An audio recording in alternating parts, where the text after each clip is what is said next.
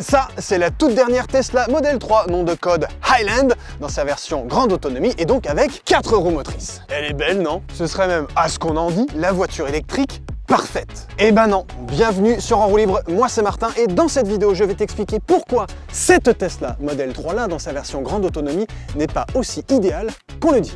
Je vous vois venir d'entrée et mes petits Tesla fanboys and girls, vous allez me dire encore un andouille qui a rien compris à Tesla. Ah, de toute façon c'est du Tesla bashing ou pire, retourne à ton diesel espèce de ta race, ou à peu près. Et là je dis stop, temps mort les gars, on se calme. L'idée c'est pas de dire que cette Tesla Model 3 c'est pas une électrique hyper pertinente. Par contre, l'idée c'est peut-être de se poser la question du choix de ce modèle grande autonomie qui est lui peut-être pas le plus pertinent. Rassuré? On peut commencer maintenant. Et moi, vu que je suis un âne, le premier truc que j'ai envie de tester avec cette Tesla à 2 moteurs, c'est sa capacité à me catapulter comme un gros débile. 3, 2, 1... Oh là ouais, d'accord, ok. Oh purée. Ah oui, non, ça quand même... Ça tabasse quand même un tout petit peu. Et surtout que cette voiture-là, je ne te l'ai pas encore dit, mais elle pèse un tout petit peu plus de 1800 kg. 1900 avec moi à bord, et donc pour catapulter tout ça aussi rapidement que ce que je viens de le faire, il faut quand même envoyer du pâté. Pour te donner des chiffres, toi qui en es friand, cette Tesla Model 3 grande autonomie propulse le 0 à 100 4,4 secondes. Ouais, c'est un petit peu mieux qu'une Lotus Emira, qu'on a d'ailleurs testé il n'y a pas très longtemps sur En Roue Libre, et qui est pourtant une belle sportive. Au passage, ta S3 Sportback là, elle est derrière frérot, elle est en enfer. Celle-là, elle envoie plus. Bon, calme-toi Fangio, parce que cette Model 3 grande autonomie, c'est pas une sportive, même si ses accélérations, on vient de s'en rendre compte, elles sont du genre... Alors oui, c'est vrai, elle accélère hyper fort, mais son allonge culmine désormais à seulement 201 km/h contre 225 pour le Model 3 précédent. Et le truc, c'est que cette vitesse maximale de 201 km/h, ce sera exactement la même que tu prennes ta Model 3 en version grande autonomie avec 2 moteurs, comme c'est le cas sur notre modèle d'essai, ou que tu la prennes en mode de base de chez de base, c'est-à-dire en propulsion. Évidemment, la propulsion sera un peu moins foudre de guerre sur le côté dragster, elle te fera le 0 à 100 en 6,1 secondes, ce qui est totalement scandaleux. Mais entre nous, entre 4 secondes et des bananes et 6 secondes 1 pour une voiture qui se veut familiale, est-ce que la différence vaut vraiment le coup ?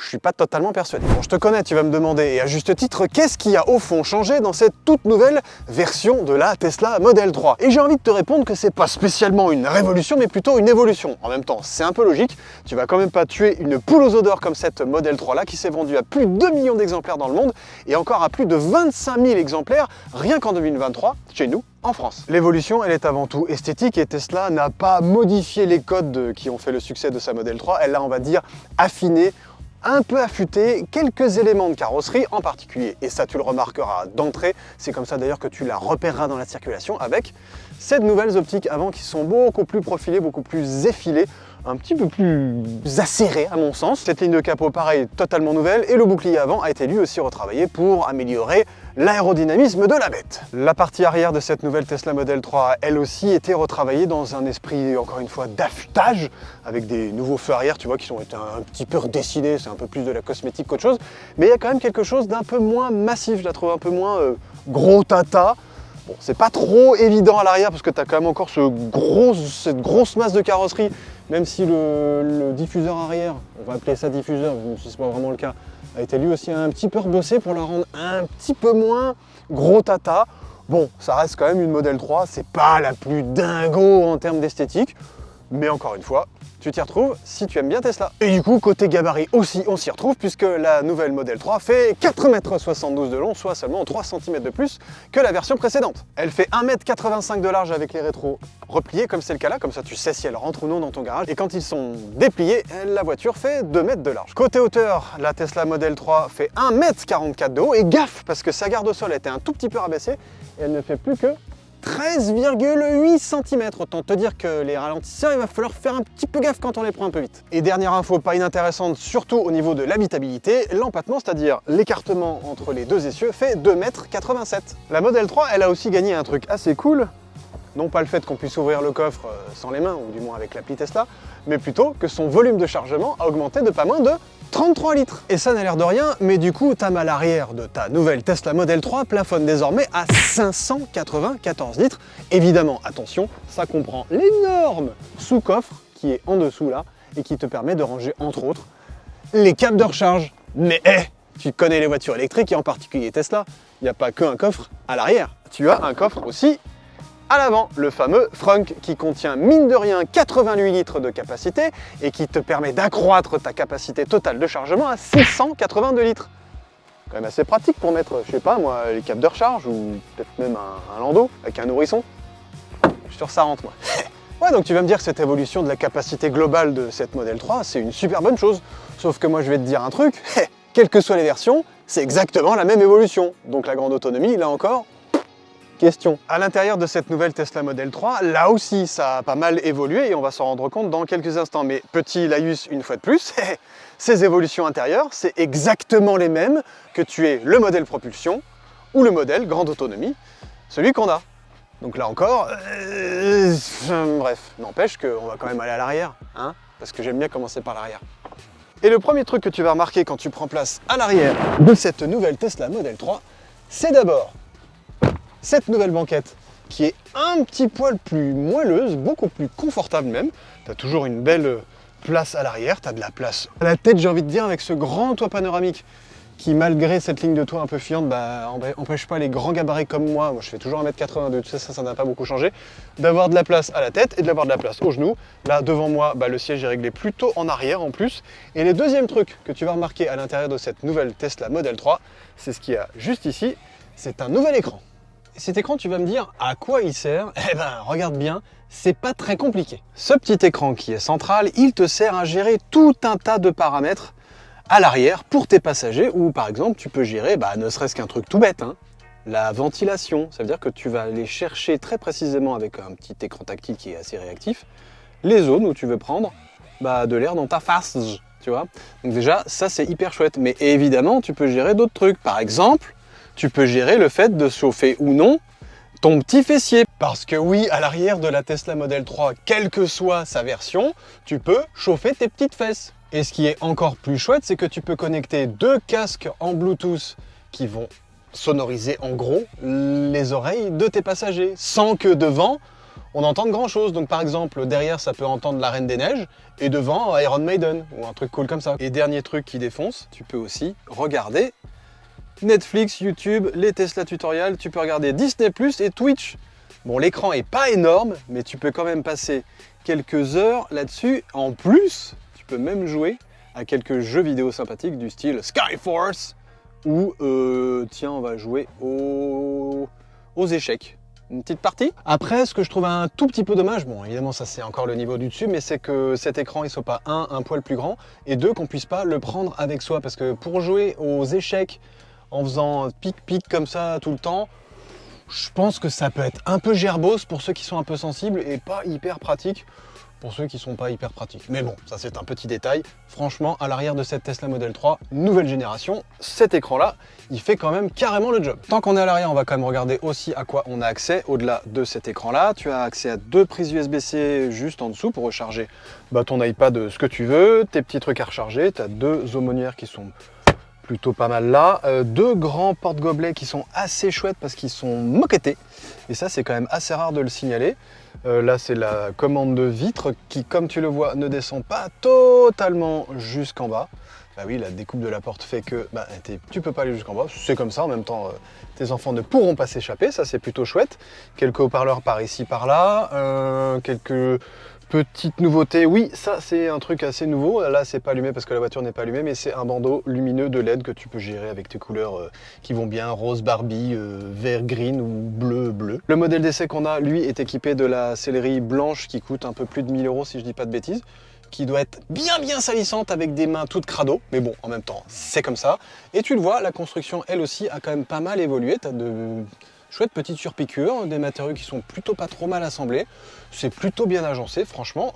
À l'arrière de la Tesla Model 3, ça fait quand même la blague. Petit détail qui tue, moi ça m'avait gavé sur la Tesla Model Y, le fait que par ici, tu aies bien un accoudoir central. C'est le cas avec cette Model 3, et en plus il est géant, il a deux grands porte-gobelets qui sont en plus moussés, moumoutés, qui permettent de ne pas tout faire glisser, ça c'est plutôt chouette. Mais encore une fois, elle est où ma trappe à ski, bande de bâtards? Hop, donc dommage pour la trappe à ski. Et ultime détail pour les parents, les places Isofix, ou du moins les attaches Isofix, sont accessibles par ici. Il n'y a pas de petit cache, il n'y a pas de petits, tu vois, de petits séparateurs. C'est vraiment, voilà, tu sais juste qu'elles sont là. Elles ne sont pas excessivement accessibles et je vais même te montrer avec un siège enfant ce que ça donne. Et hop, magie de la technologie, voici le siège Zouzou installé. Alors quand même, il faut faire un petit peu gaffe parce que tu vois, les attaches Isofix, elles auront tendance à vite soit rayer ton joli cuir vegan, soit carrément le trouer si elles sont un petit peu saillantes. Donc gaffe quand tu le mets en route, quand tu le mets en place plutôt. Et est-ce que c'est facile d'attacher une ceinture, ou du moins est-ce qu'elles sont relativement accessibles ces attaches ceintures? J'ai envie de te dire, ouais. C'est pas trop mal, donc a priori un enfant devrait pouvoir s'attacher tout seul dans la Tesla Model 3. J'ai encore 2-3 petits détails à te montrer à l'arrière de cette Tesla Model 3 qui sont pas inintéressants. Un, le fait que oui, c'est un plancher plat auquel tu as accès puisqu'il n'y a pas de tunnel de transmission. Et donc tu peux mettre tes pieds de part et d'autre en étant à la place de la 5e personne. Bon, s'il y a un siège enfant à côté, c'est pas hyper pratique. Mais je pense très sincèrement qu'on peut voyager relativement confortablement à 3 gaillards à l'arrière parce que la 5e place n'est pas spécialement inconfortable. Le dossier est un peu plus dur que les autres puisque c'est quand même un peu la coudoir, mais l'assise, elle, est plutôt confortable. Donc ça, c'est aussi un bon point. Tu remarqueras que tu n'as pas de repose-main, tu sais, pour t'accrocher. Ça, c'est bien dommage. Par contre, tu as de quoi reposer ta petite chemise qui sort du pressing. Ça, c'est pratique pour ceux qui ont des chemises qui vont au pressing. Et si tu veux éclairer ta chemise qui va au pressing, tu as juste à appuyer là. C'est tactile et tu en as de chaque côté. Pas mal ça, non? Je pense que tu l'avais remarqué, mais évidemment, tu as accès à un toit panoramique qui n'est pas ouvrant à l'avant et qui court tout le long de la voiture et qui est, tu vois, teinté à l'arrière pour que les rayons UV et autres rayons nocifs du soleil ne rentrent pas trop dans ta voiture et ne la transforment pas en étuve. Et maintenant qu'on a vu l'arrière, bah on n'irait pas voir l'avant? Et oui, parce qu'à l'avant de cette nouvelle Tesla Model 3, il y a 2-3 trucs qui ont aussi évolué. En un, tu le vois, oui, c'est bien une nouvelle planche de bord qui est encore plus effilée, encore plus épurée que celle d'avant et surtout avec l'utilisation de matériaux type moquette mout-mout. C'est pas mal, ça rend le truc un peu plus, j'ai presque envie de dire zen. L'ambiance est un peu moins cheapos, un peu moins bois, tu sais, faux bois dégueu qu'avant. Là, il y a quelque chose d'assez travaillé, c'est plutôt très joli. Encore une fois, ce bandeau LED qui court le long de toute la planche de bord et qui te permet de mettre des ambiances. Car oui, grâce à cette molette Wiz, tu peux transformer ton intérieur de ta Tesla en intérieur Wiz rose.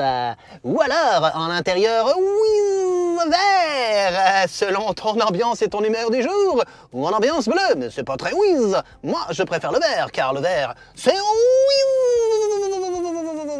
Oui, donc voilà, tu peux transformer ta Tesla en une espèce de boîte de nuit. Perso, je suis pas persuadé que ce soit l'évolution la plus majeure, la plus importante de cette nouvelle Model 3, mais c'est Wiz, donc c'est cool. Ça par contre, c'est toujours pas une évolution majeure de toutes les Tesla. Il n'y a toujours pas de compteur face à toi. Pour connaître ta vitesse, il faut toujours que tu fasses ça. Voilà, la vitesse, elle est par là quand la voiture marche, mais tu le verras quand on roulera, mais voilà, ça c'est toujours pas... Là, bon bref, ça c'est un détail, mais pour moi ça veut dire beaucoup. Côté rangement, tu as toujours accès à pas mal de bacs, tu vois, qui sont assez grands, assez profonds, et qui sont toujours pas hyper pratiques à ranger, parce que ça peut être un bon foutoir. Tu as une belle boîte à gants par ici, ou du moins boîte à gants du milieu, avec une prise USB-C qui est cachée tout là, machin, avec un petit bout de gâteau, si tu as faim, ça c'est chouette pour manger. Hop, tu peux demander à la boîte à gants de s'ouvrir, ouvre la boîte à gants, et la boîte à gants normalement s'ouvre. Voilà. Et la boîte à gants, tu te rends compte qu'elle peut contenir à peu près 2 paires de gants et encore, avec une petite moquette mout-mout sympathique. Bon, heureusement, tu as des range-gobelets qui sont hyper profonds par ici. Tu en as évidemment aussi par là. Et encore une fois, il y a de la moquette au fond. Ça, c'est chouette pour que tes bouteilles soient hyper confort. Tu as toujours par ici 2 chargeurs à induction pour des téléphones qui permettent de se recharger à l'induction. Sinon, pour les recharger, eh ben, bon courage, il faut trouver la prise 12 volts qui peut être par ici, voilà, elle est là. Ou alors, comme je te l'ai dit il y a quelques instants, la prise USB-C qui se cache par là. Crac. Un truc assez chouette aussi, l'assise de cette nouvelle Tesla Model 3 propose des sièges chauffants et maintenant ils sont aussi... Oui, c'est possible qu'ils soient vers le froid, donc ils sont ventilés. c'est très chouette. Mais quand il fait 2 degrés dehors, perso, je préfère qu'il souffle un peu du chaud, hein, si ça t'ennuie pas. Au passage, le volant, lui aussi, est chauffant. Il n'est pas ventilé, heureusement, puisque ventiler un volant, je vois pas trop l'intérêt, sauf dans les contrées très chaudes. C'est pourquoi pas une nouvelle option à imaginer. Et puis, les 2 sièges à l'avant sont réglables électriquement sur pas mal de positions. Et évidemment, on peut régler une fois pour toute la position et la mémoriser avec le profil utilisateur. Idem pour les rétros, donc les réglages de rétro et de siège et de machin bidule, même s'ils sont un petit peu compliqués au début à trouver dans la grande dalle numérique parce qu'il faut faire tout un tas de plic, bah, au bout d'un moment, tu t'y retrouves et puis tu règles pas tes rétros et tes sièges tous les 4 matins. Enfin, moi, ça m'arrive parce que je suis un taré, mais toi, je pense pas. On a toujours cette grande dalle tactile hyper réactive, comme tu le vois, voilà, tout le monde t'a fait la démonstration, ben moi aussi je vais le faire. Tu peux bouger les cartes comme ça, c'est complètement dingue. Qui regroupe à peu près toutes les fonctions de la bagnole, tu peux tout contrôler par ici, tu peux tout rechercher, tu peux faire ce que tu veux, tu peux gérer ta recharge, ton autopilote, ton verrouillage, ton éclairage, ton affichage, ton trajet, ta navigation, ta sécurité, ton entretien, ton logiciel, et tes mises à niveau, tu peux tout faire avec ton écran. Il est assez cool, et un petit truc qui tue, il paraît qu'il est plus fin. Genre, t'en as quelque chose à foutre que ton écran soit plus fin. Super les gars. Heureusement, ça n'a pas changé, tu as toujours accès à tes paix sur demande. Voilà, que tu peux évidemment un petit peu vérifier, c'est un petit peu monotone. Voilà, petit peu odorant, ça, celui-là je l'aime bien. Et il paraît qu'il y a le Glaude aussi.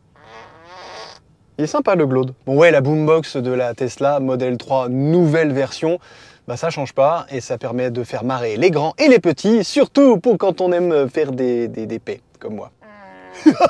C'est génial, je vais me déguiser en slip. Tu as toujours accès, mais ça je vais pas te le répéter, d'autant que tu peux aller rejeter un œil sur mon essai du modèle Y, où j'avais quand même détaillé un peu plus toutes les belles choses que tu peux avoir dans ta Tesla. Tu peux faire tes réunions Zoom si tu as la connexion qui va bien.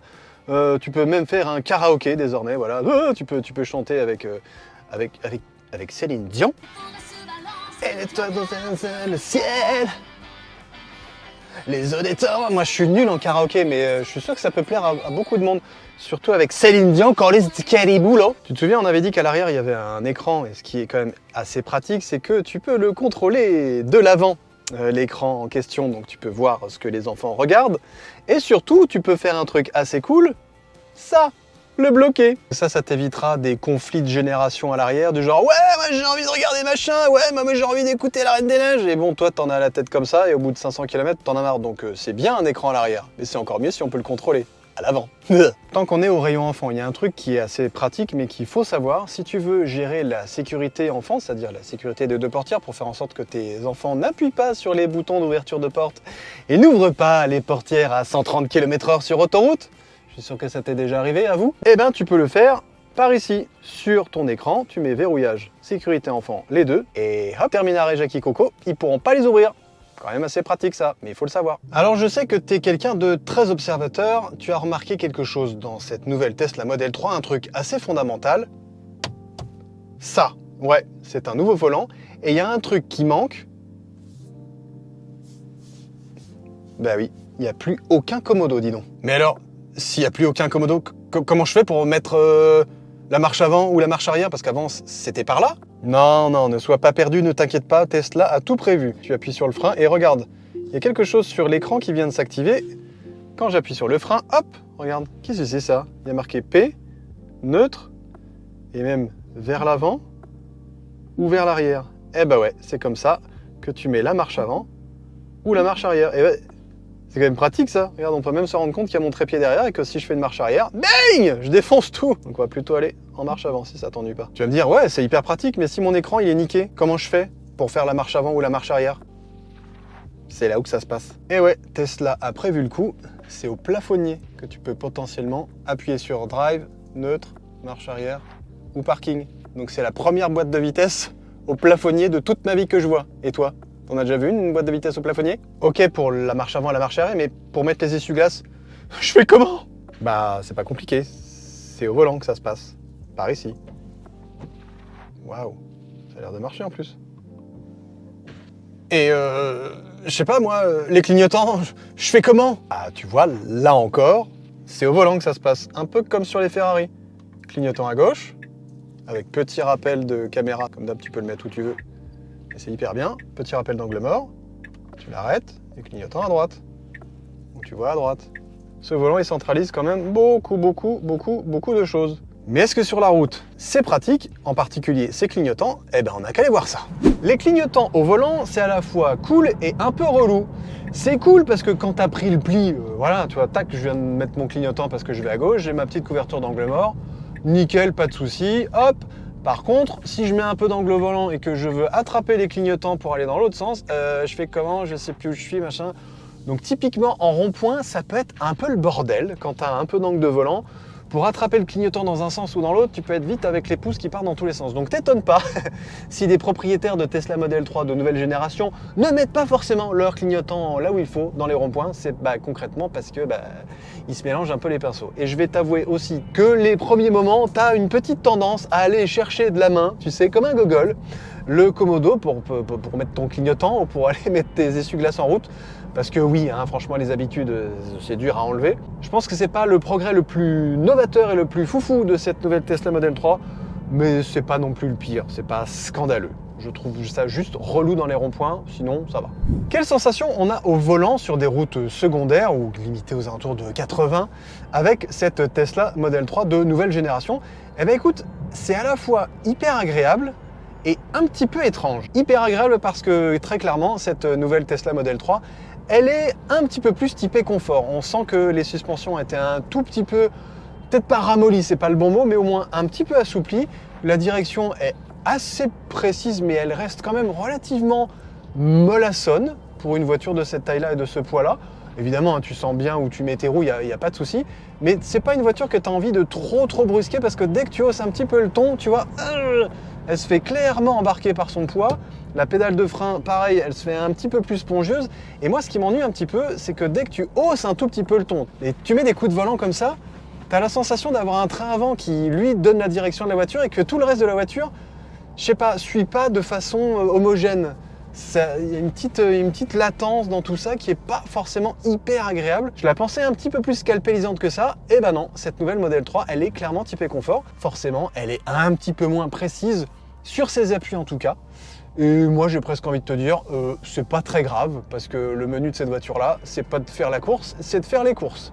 Il faut pas oublier que on a une voiture qui est quand même relativement puissante, donc si tu mets les gaz un peu vite, heureusement qu'on a un contrôle de traction qui joue vraiment bien, vraiment très bien le jeu, parce que les pneumatiques de cette nouvelle Model 3, ce sera soit des Michelin, soit des Hankook, et ben ils sont typés éco. C'est plus des pneus, tu sais, un peu typés taille basse, un petit peu énervés, qui rendaient le modèle précédent un petit peu plus affûté que celui-ci. Et clairement, il faut en tenir compte dans la façon qu'on va avoir de remettre les watts en virage, parce que, ok, le contrôle de traction, il est pas mal, mais les pneus, ils sont vite débordés, et ça se ressent dans cette côté un petit peu...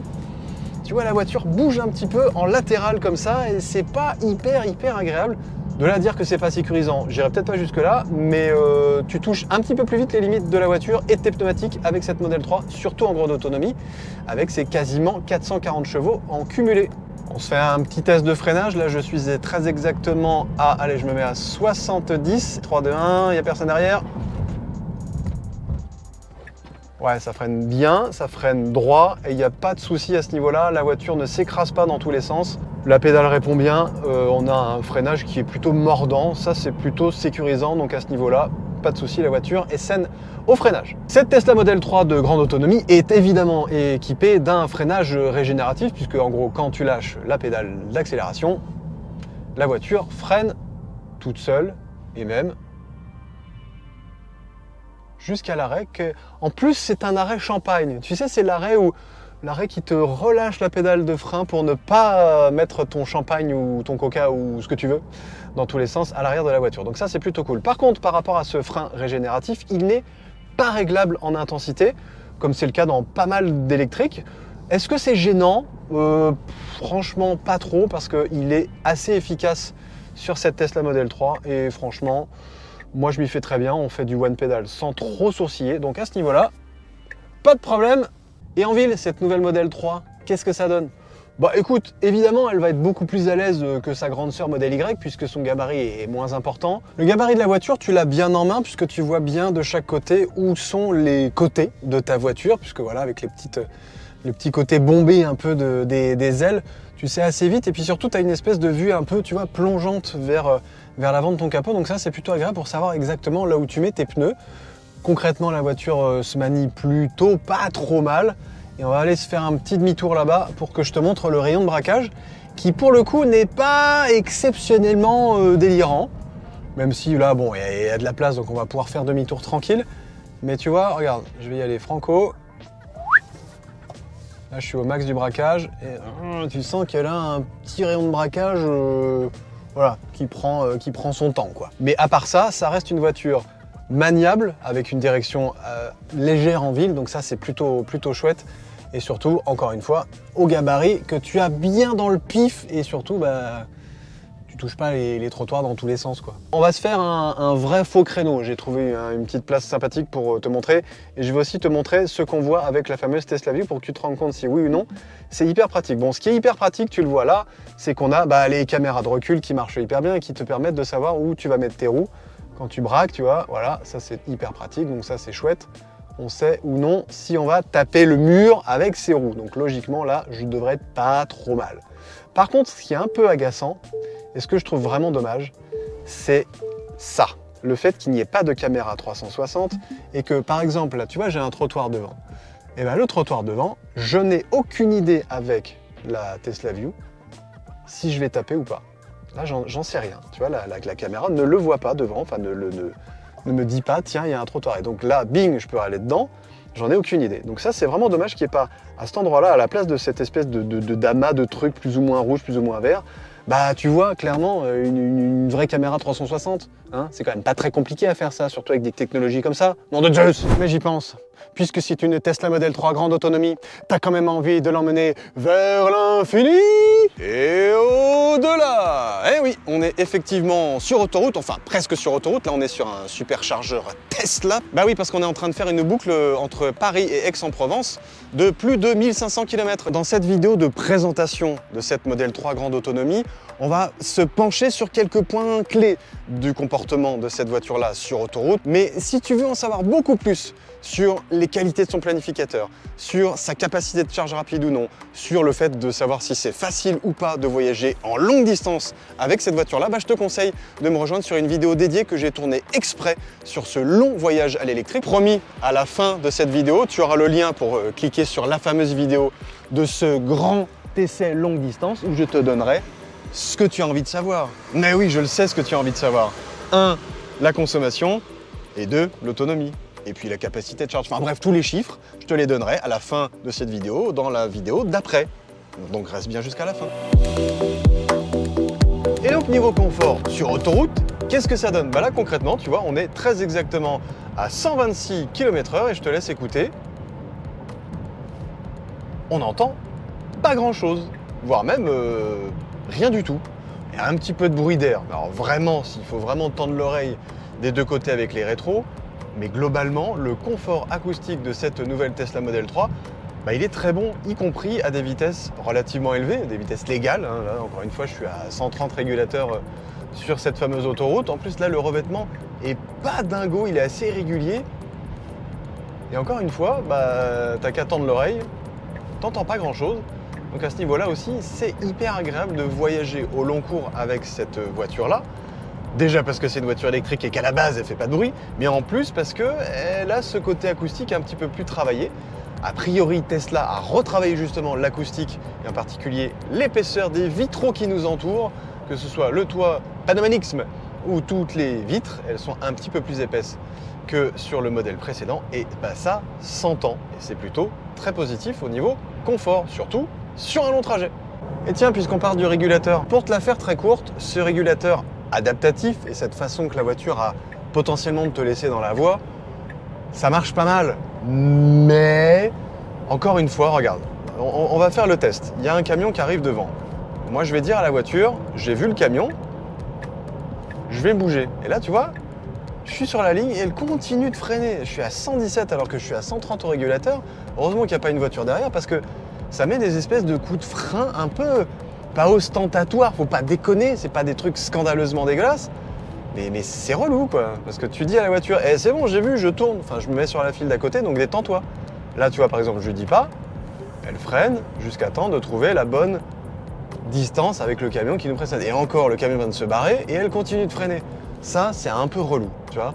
Et pourtant, je suis avec la distance la plus faible. La distance que tu as par rapport à ta voiture, tu la règles encore une fois sur la petite molette, vers la droite ou vers la gauche. Vers la gauche, tu augmentes la distance et vers la droite, tu l'enlèves. Et petit détail pas anodin là-dessus, tu as de temps en temps tendance, si tu n'es pas très doué comme moi, en particulier au début, quand tu veux aller vers par là, à faire cling, à appuyer sur le truc et à désenclencher ton régulateur. Ça, c'est un peu... voilà, c'est un coup à prendre, mais bon, ergonomiquement parlant, c'est pas ouf dingo. C'est normalement ici, à la pompe, que le gros avantage de cette Tesla Model 3 dans sa version grande autonomie va se faire sentir. Bah oui, tout simplement parce que sa crête de charge est beaucoup plus importante que le modèle de base propulsion. Celle-là, elle culmine à 250 kW contre 170 pour la propulsion. Mais est-ce que sa courbe de charge est favorable à une recharge quand même relativement rapide? Eh ben, on n'a qu'à aller voir ça. Ça fait un petit peu plus de 20 minutes qu'on charge. Tu vois, là, il nous reste à peu près 8 minutes pour poursuivre notre trajet. Et là, on culmine à 86 kW. Tu vas me dire, c'est pas grand-chose. Ouais, mais calme-toi, Fangio, hein, une fois de plus, parce que le pic de charge, on l'a touché tout à l'heure. On est arrivé à cette borne de recharge avec 6% de batterie et on a touché une crête de charge jusqu'à 252 kW. On l'a pas tenu très longtemps. Le gros de cette crête de charge, tu le passes entre, on va dire, allez, 6% et 10-11%. Ensuite, ça descend aux alentours de 200 kW. Ça les tient jusqu'à, on va dire, 20-25%.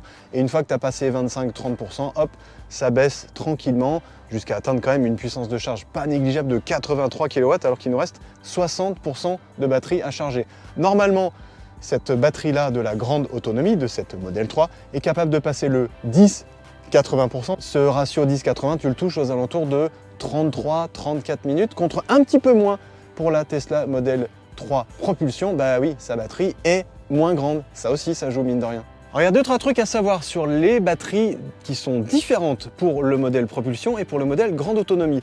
Les modèles propulsion, donc c'est des batteries plus petites, de 57 kWh si je ne dis pas de bêtises, nettes. Ce sont des batteries LFP, lithium, fer, phosphate, alors que les batteries de cette Tesla Model 3 grande autonomie sont des batteries NMC, nickel, manganèse, cobalt. Logiquement, c'est des batteries qui sont, on va dire, tu peux tenir plus d'énergie dans moins de place. C'est le cas sur cette voiture qui a une capacité nette de 75 kWh, donc sa batterie est tout aussi grosse que l'autre, mais voilà, du fait de la chimie un petit peu différente de ces batteries propres, eh ben, tu peux mettre plus d'énergie dedans, quoi. En gros, je te la fais très courte comme ça.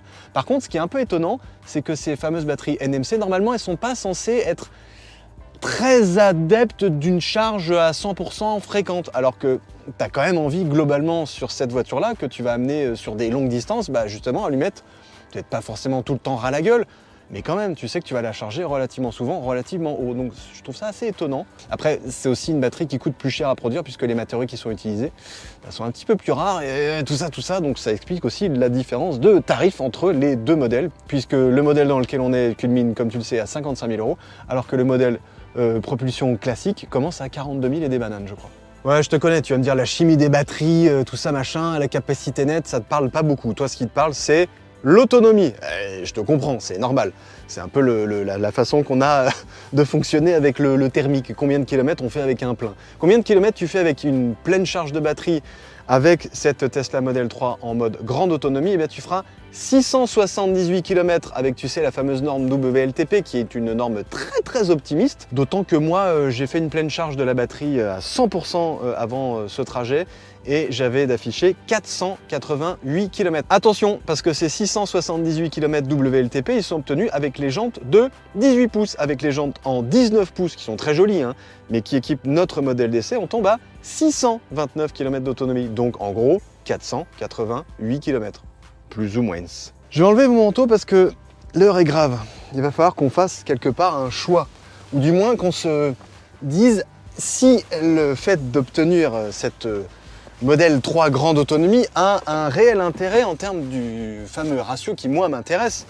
Le ratio autonomie, certes, mais puissance de charge. Et surtout la vitesse que ça va prendre pour charger dans cette plage que moi j'appelle la plage dynamique, quelque part la plage 10-80%, la plage vraiment effective d'utilisation de ta voiture.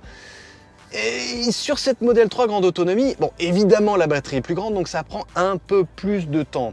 J'aurais cru qu'avec cette capacité de charge plus rapide, bah je sais pas, on se retrouverait sous la demi-heure tranquille pour faire le 10-80.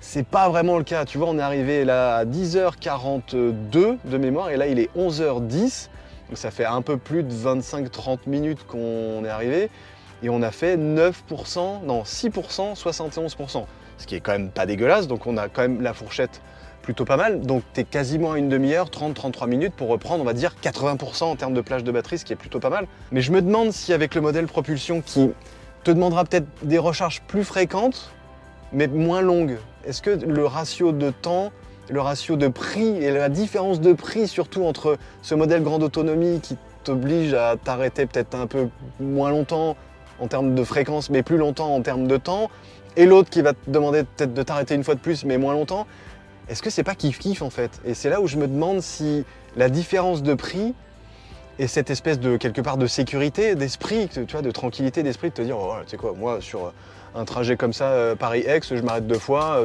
40 minutes, on n'en parle plus, terminé, bye bye, plutôt que 3 fois, ou 3 fois 30 minutes, ou 3 fois 20 minutes, tu vois, tu te dis, bon, bref, ça c'est aussi peut-être à toi de choisir, mais je me demande si ce gap de prix, il est si justifié que ça, en fait.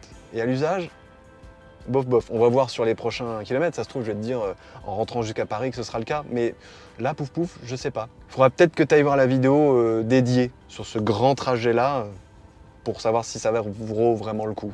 Cette Tesla Model 3, elle a plein de qualités, mais elle a aussi quelques défauts, et en voici une petite salve. Alors ça, c'est pas spécialement propre à cette nouvelle Model 3, c'est propre à toutes les Tesla depuis quelques temps. Fini les capteurs à ultrasons, place désormais seulement aux caméras, et donc à cette fameuse Tesla View, pour juger de l'environnement, et en particulier pour juger des bip bip pour se garer. Et on va pas se le cacher, la précision de ces caméras est pas délirante, parce que là, tu vois, j'ai déjà l'impression d'être dans mon trépied, et on le voit à peine. Si, là, on me dit quand même que c'est rouge, mais on sait pas trop à quelle distance on est de l'obstacle. Bon, en vrai, tu t'y retrouves, hein, t'entends bip bip, t'arrêtes, mais je sais pas, moi, je préfère quand même les capteurs ultrasons, je trouve ça plus précis. Oui, on a toujours un très beau toit panoramique, mais on n'a toujours pas de très beau cache-toit panoramique quand il fait une chaleur à crever. C'est pas trop le cas aujourd'hui, donc la grande lumière qui passe, c'est hyper cool. Mais en plein été sous le cagnard, t'aurais quand même parfois envie de faire schlunk et d'occulter complètement la belle luminosité qui rentre là-dedans. Et pour avoir ce joli rideau occultant, il faut passer par les marchés, on va dire, parallèles et installer soi-même ce petit rideau. Je sais que ça existe et je pense que pour la nouvelle Model 3, ça va exister. Cette Tesla Model 3 de nouvelle génération n'accepte toujours ni Android Auto ni Apple CarPlay. Donc si tu veux utiliser ta fameuse appli pour voir où sont les zones à risque, eh bien c'est toujours sur ton téléphone que tu devras regarder. Donc il faudra que tu fasses comme ça, comme ça, comme ça, comme ça, comme ça, comme ça. Pas très pratique ça. Ta Tesla Model 3, comme n'importe quelle Tesla, débarque avec un abonnement premium, avec Spotify sans pub, ça c'est hyper cool. Sauf si t'as déjà un autre abonnement, type, je sais pas moi, Deezer par exemple. Bah tu pourras pas l'utiliser, ou du moins tu pourras pas l'utiliser sur la grande dalle, il faudra encore passer par ton téléphone et par le Bluetooth. C'est vrai qu'elles sont très belles ces jantes là, en 19 pouces, qui sont des jantes optionnelles et qui s'appellent les jantes Nova, mais elles vont te coûter déjà 1190 € dans le portefeuille en moins, et elles vont aussi t'enlever 41 km d'autonomie. Et c'est quand même ballot quand tu cherches à avoir plus d'autonomie. Par contre, vu qu'on est au rayon jantes, il y a un truc moi qui me frappe sur ces nouvelles jantes de cette nouvelle Tesla Model 3, c'est le fait que les jantes ont l'air moins apparentes, moins affleurantes, et j'ai l'impression, alors peut-être une mauvaise impression parce que la voiture est un petit peu neuve, qu'elles sont moins défoncées qu'à peu près toutes les jantes de toutes les Tesla. Est-ce que Tesla aura corrigé ce petit souci? Va savoir. C'est vrai, ils sont relativement confortables ces nouveaux sièges à l'avant de la Tesla Model 3 Highland comme on dit, mais j'avoue, en particulier dans ce modèle grande autonomie qui culmine à quasiment 51 000 € et même 55 000 € dans le modèle d'essai qui nous accompagne, j'aurais aimé avoir quelque chose d'un brin plus confortable. Je sais pas, je trouve l'assise encore un petit peu... pas dur, faut pas déconner, ils sont confortables, mais par rapport à la gamme de prix, on va dire déjà premium que présente cette Tesla Model 3, je m'attendais à des sièges un petit peu plus confortables encore, surtout au niveau de l'assise et de cet appui-tête là que je trouve encore un petit poil raidounet. Mais alors vraiment là, j'avoue, on pinaille un peu, mais en même temps, à 50 000 balles pièce, voire à 55 000, t'as envie de pinailler, et en particulier sur le confort de tes sièges, non? C'est vrai, c'est hyper cool d'avoir des grands rangements comme ça, hyper profonds. Mais encore une fois, c'est comme sur le modèle Y, ce serait bien d'avoir des petits séparateurs. là, et même là, parce que c'est quand même très profond tout ça. Et là encore, ce sont les marchés parallèles qui vont te permettre de trouver des petits bacs à rangement qui te permettront de séparer tes grands bacs à rangement qui deviennent un espèce de fourre-tout n'importe quoi, hein, si t'as pas de petits bacs à rangement. Tu comprends le truc? Un autre défaut de cette nouvelle Tesla Model 3, c'est par ici qu'il faut la trouver, mais ce n'est pas un défaut inhérent à uniquement ce modèle-là, mais à toutes les Tesla, le fait qu'on ne puisse pas utiliser l'énergie qui est contenue dans toutes ces belles batteries pour alimenter à l'extérieur d'autres appareils électriques, comme c'est le cas par exemple sur la Hyundai Ioniq 5 ou sur la Hyundai Ioniq 6 qu'on a d'ailleurs testé il n'y a pas très longtemps sur un roue libre. Et ces deux véhicules-là sont capables par exemple d'alimenter, je sais pas moi, une plancha, si on a envie de se faire une plancha aujourd'hui, ou un radiateur avec la plancha, parce que vu comment ça caille, on voudrait mieux les deux. Tu l'auras bien compris pendant cet essai, loin de moi l'idée de penser que cette toute nouvelle Tesla Model 3 Highland est une sombre bouse, loin de là même. Par contre, si j'avais à choisir, moi je me tournerais beaucoup plus facilement vers le modèle propulsion avec les jantes en 18 pouces pour 1. Avoir le meilleur ratio qualité-prix et 2. Avoir le meilleur rapport taille de batterie, capacité de charge. Et toi ? Ce serait quoi ton choix? N'hésite pas à me le dire en commentaire, tiens. Et une fois que tu auras lâché ton petit commentaire, tu pourras me rejoindre sur 2 vidéos. La première, c'est le test longue distance de cette Model 3 grande autonomie sur plus de 1500 km. Et la deuxième, c'est le test de la Tesla Model Y. Bah ouais, on sait jamais, peut-être que tu recherches un hangar sur 4 roues. Allez, à tout de suite.